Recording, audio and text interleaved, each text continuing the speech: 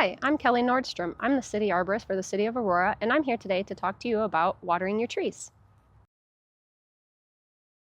So a few simple tools that you could use to water trees around your yard may be a long hose, a shorter hose, such as this one here, an attachment for the hose, a soaker hose, a watering bucket, such as this 5-gallon bucket, and or possibly this watering can.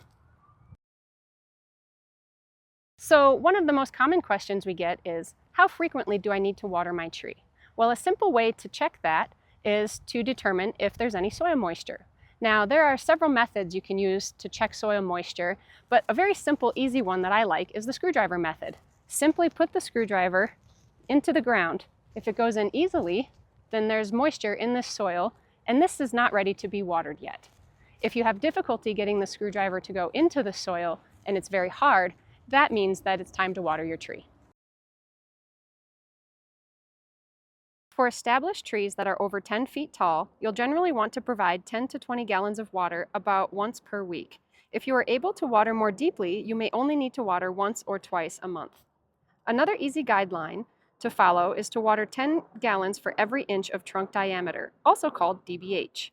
For example, if your tree has a 15-inch DBH, it needs about 150 gallons of water each month. During a 5-week month, like July, that's about 30 gallons each week. If you're using a watering bucket, that means filling the bucket about 6 times a week.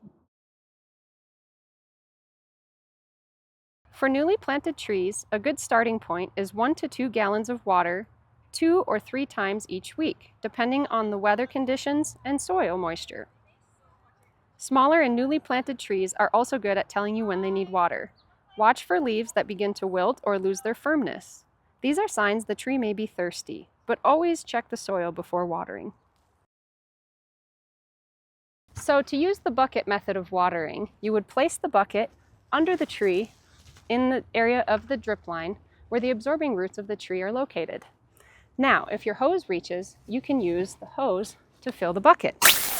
You would fill the bucket to the amount of water that you need based on the size of the tree. Let's go over how to measure the size of the tree. One of the most common questions we get is, how much water does my tree need? Well, there's a pretty easy way to estimate that.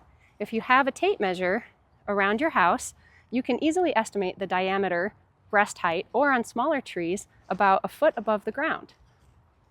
Simply take your tape, I'll orient this for you, and estimate from the 2 widest parts around the diameter of the tree this direction, and you can see here that this tree is about 3 inches in diameter. That means at 10 gallons per inch, this tree needs 30 gallons. So if you wanted to utilize your hose to water your tree without using the watering bucket, you're going to need to know what your flow rate is. Set a timer for 1 minute and then hold open the sprayer into a 5-gallon bucket like this so you can measure how much water is coming out in that 1 minute time frame.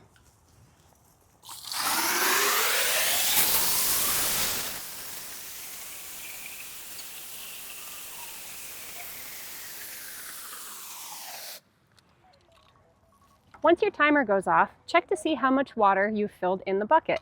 This bucket has about 3.5 gallons in it, so I know that if I hold my hose open for 1 minute, that I'm delivering about 3.5 gallons.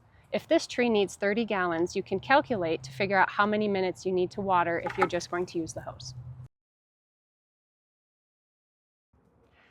So now we're going to talk about how you would use the soaker hose. First, the placement is important. Again, you will want to place the soaker hose within the drip line of the tree to get the water to where the absorbing roots can utilize the water. Here I've placed this hose out under the drip line of this oak here, and you'll notice that this is sitting on top of the mulch. Now, you'll want to, depending on the type of mulch you have, you may want to work the hose down to the soil so that you can get the water as close to the soil later to infiltrate as easily as possible.